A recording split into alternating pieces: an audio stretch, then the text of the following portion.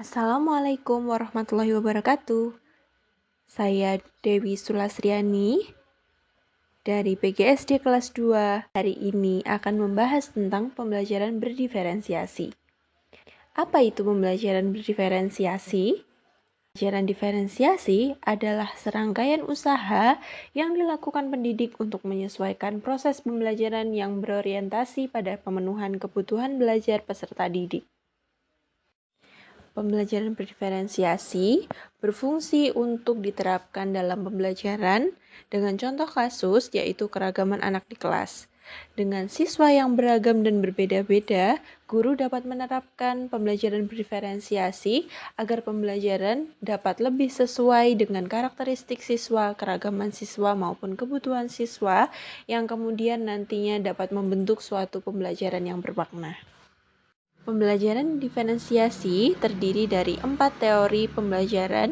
Yang pertama yaitu teori sistem ekologi, yang kedua yaitu teori multiple intelligence, yang ketiga yaitu teori zone of proximal development atau ZPD, dan yang terakhir adalah learning modalities. Keberagaman anak di kelas berdasarkan teori yang melatar belakangnya perlunya pembelajaran berdiferensiasi.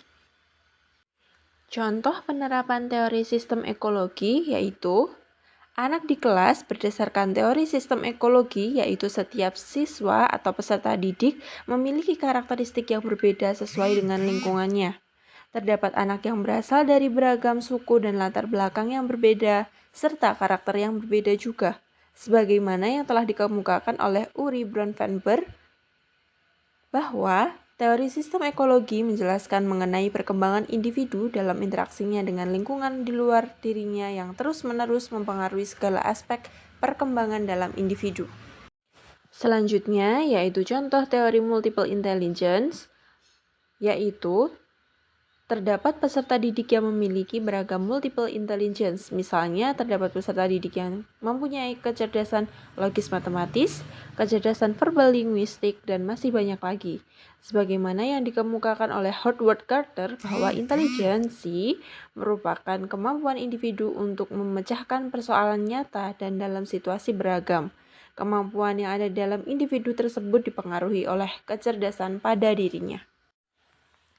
Nah, terdapat 8 multiple intelligences yang perlu kita ketahui untuk diterapkan dalam pembelajaran di kelas.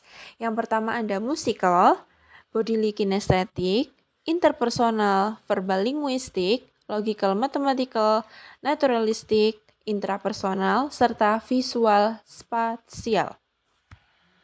Sedangkan contoh dari penerapan Zone of Proximal Development atau ZPD yaitu terdapat peserta didik yang dapat menyelesaikan tugas-tugas secara mandiri dan perkembangan potensialnya adalah terdapat peserta didik yang memerlukan bantuan guru atau teman sebaya dalam menyelesaikan tugas-tugasnya.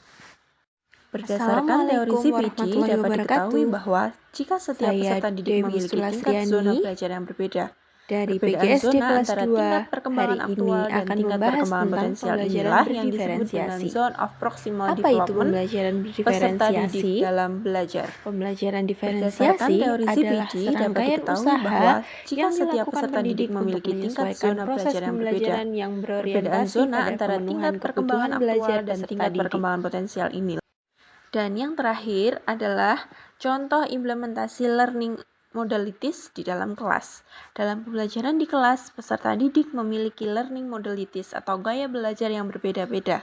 Terdapat 3 gaya belajar yang biasa digunakan oleh peserta didik, yaitu yang pertama adalah gaya belajar visual di mana peserta didik menerima informasi lebih mudah melalui gambar. Yang kedua ada gaya belajar auditori di mana peserta didik menerima informasi lebih mudah melalui mendengar. Kemudian yang terakhir adalah gaya belajar kinestetik di mana peserta didik menerima informasi lebih mudah melalui melakukan belajar sambil bekerja atau learning by doing.